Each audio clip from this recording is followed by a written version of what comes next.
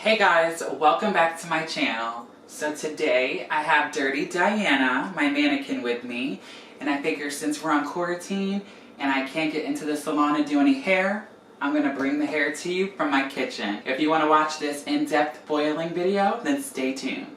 When you see me do a regular highlight, I like to do them a little bit more hair than my natural baby light size, but I'll go in and I'll do this. And that's probably the biggest my stitch will get. And that is a traditional highlight. Now my baby lights, I like to take half of the amount of hair that I take for my regular highlight. And mind you, it's a little bigger on real people. Right here it's smaller because the spaces, as I mentioned. But instead of me going up and down like this, like I would for a regular highlight, I like to keep the hair taut. I can't with this because it wiggles and it's not sturdy in the ground. But I like to take my comb, and as opposed to moving up and down like that, I like to spin my comb. Spin the comb like this, as if I'm drawing spiraling cursive like circles. And I like to hold my comb, and I like to go in and spin my comb as I'm stitching. What that is going to do is give me a very fine, small, tightly stitched baby light. You guys see that? Look at that. Look how small. That's my baby light. Most people will go in for a regular highlight. I've seen people even take chunkier amounts of hair like this. And they'll go in and they'll do this. And this is a chunky highlight. And you also notice you're further away. You can't get as close to the scalp when you do highlights that are chunky with a lot of hair, because you have that gap at the scalp. Even if I do, I'll never do highlights that big, but this is my regular highlight. I'll take a bigger amount of hair, a little bit bigger than my baby light, but just because you're doing a thicker stitch like this doesn't mean you have to have a thick amount of hair. I hope that makes sense. So let's see, this is what a regular highlight would look like for me. I go in, I'll start about an inch down as opposed to doing it up against the scalp. I'll start right here and I'll go in like that, up and down, up and down. When I take my foil, I'm still getting close. The mannequin's different and it's not gonna be the same as a real human head. So it would be a lot closer on a real client. I hope that makes sense because they have a lot more spaces with this hair. For teasy lights, I get a lot of questions about them. For teasy lights, I like to take an inch section. This is how I do my teasy lights. There's a million ways to do them. I'll then split that inch in half and have a half an inch roughly. I go in, I tease first. Now some clients have really fine hair or really silky, healthy hair. Most of my teasy light clients are brunette that don't have bleach damage. So sometimes if the hair won't hold, I'll take a clip after teasing like this. A Fermar clip on this mannequin is not working the way I want it to, but you guys get the idea.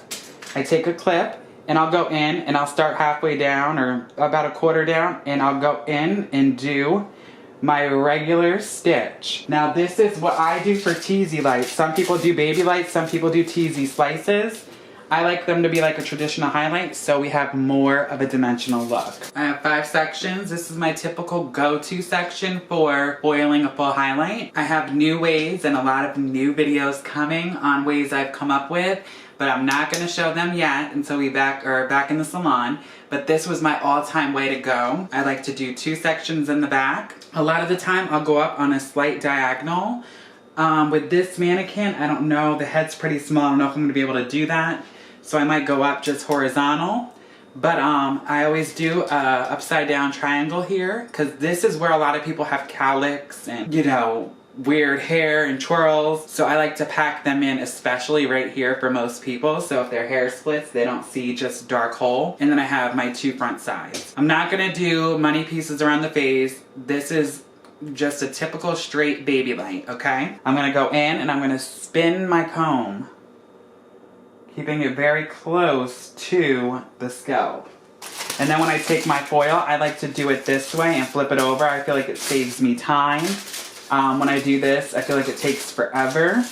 Some people like doing it this way. I don't like doing it this way because you can't retighten if you need to. So I like going in like this, folding it, getting it really nice and taut. Taking my product just a little bit. I like to start a little down. Get it all saturated in. I'm not going to go straight to the root with this. I want to do like a rooty look. I'm not going to be toning it and stuff like that. Maybe in another video. We're just doing the basics of foiling. I like to saturate and get up higher. We're not worrying about focusing to get all the way to the root. But you see how my product looks very saturated, but it's not gooping out of the side. This is what you want. You don't want it to goop all over the place. That will cause bleeders. That's another thing I want to touch on, is how to avoid getting bleeders and stuff. Then I fold up once halfway, and I fold up one more time, and I go in and I tighten that foil, and I'll fold in. And underneath here sometimes I'll fold in this one side, so when I go to foil the other side, it's not an issue. And another important step is to keep the same sizes consistent all the way through. Trust me, I know I get tired. And sometimes after you've done like half the head, you want to just get it done, so you want to go in and just take bigger sections. Do not do that, guys, because if you do that, you will see those spots. They won't process as well, and that will be a big nightmare to correct, and you don't want to go down that road. Remember, do good hair because you care about your clients. You care about doing good hair. You care about your work that you're putting out. Don't just be lazy and slap things on, you know? Doing paint betweens and stuff, I get a lot of this question all the time, is how do I avoid painting a root color on in between the foils without the foils slipping? Now, if you're a beginner or you're just entering the salon life in the business and you're doing paint betweens and fancy stuff like that, I would focus. It all comes from a good stitch and good tension on that foil when you place it in here.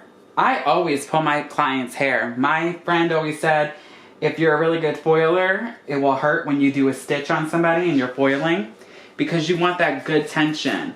But this is why I like foiling and folding my lip the way that I do, like this, because I can retighten afterwards. So that is like a saver for me.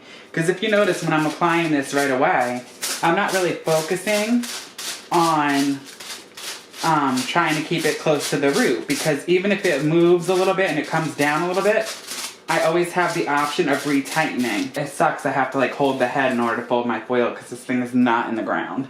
I also want to touch again on how important it is to saturate so you don't get splotchiness, but not to oversaturate. I see some people where they're putting like 3 loads, I mean a full brush like this, at once. You don't want to do that. You want to take a little amount, throw it on there, and not oversaturate, because it will lead to problems.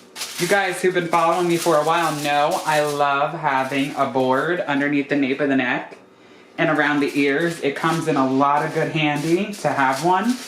I've tried everyone on the market, but I found love with Becky Miller. She's an influencer on Instagram in the hair industry. She has a lot of followers. A friend of mine was using her board. They're like, Brad, this is the board of your dreams. But if you don't have one, you can always use 2 foils or 3 foils, stick them together, and then before you fold it up, you can take that one out, because that will give you a more thicker base. I also love my frame art foils. Like I was saying before, if you're having slippage and all those problems and you're a beginner, I suggest using the embossed pop-up foils by Framar. Well, Framar. It helps a lot. It really does. I cannot fathom to you how much I love them, but I notice as my career evolves and I go on, that it's kind of hard to pack a really tight foil with them, because they do take up a little bit more room and they get a little bit heavy for our clients, which is a reason I've been loving the more traditional food foil. There's one in particular, Hair by Marissa Sue and Chrissy from Habit use. I'm gonna have to insert a picture of it right here as I'm speaking about it so you guys know what I'm talking about. It's like the Reynolds I'm about to use. I have these foils, or I think color track foils that I'm using right now, that I had like 50 left. I wanted to use them up, and they're here. for when I do hair at my house. You'll see I'm going to use the Reynolds foil, the 710 or whatever you can get from Cosmoprof. It's for hair, but you rip them in half, whatever. And I like that, but with those, they're a little too flimsy. The ones I've been using, in a couple videos you probably noticed, they have almost the same, they look like the Framar ones. I love the Framar ones too, where you rip them yourself, which is the only downfall if you don't have an assistant. It sucks. I like to rip a box or two at a time. I love the Framar ones too, and you'll see me using them lately.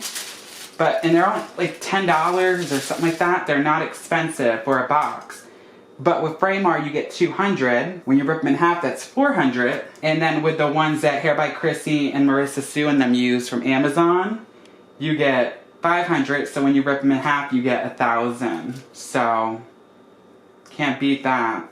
It's really hard to foil on this mannequin. It's not like a real person at all. It's like starting to hit the other foil underneath and stuff.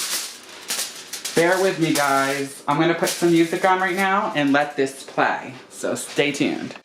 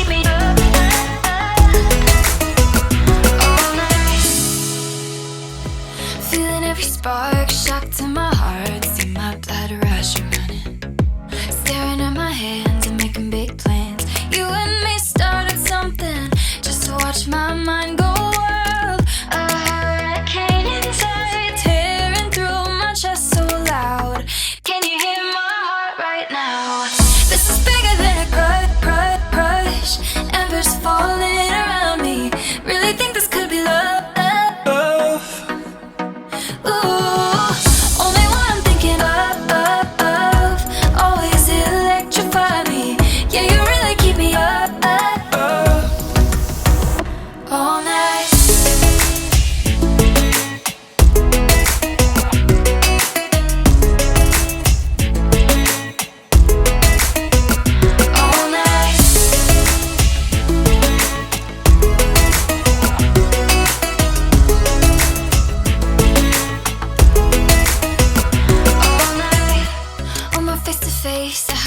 chase. Feel my blood rush running.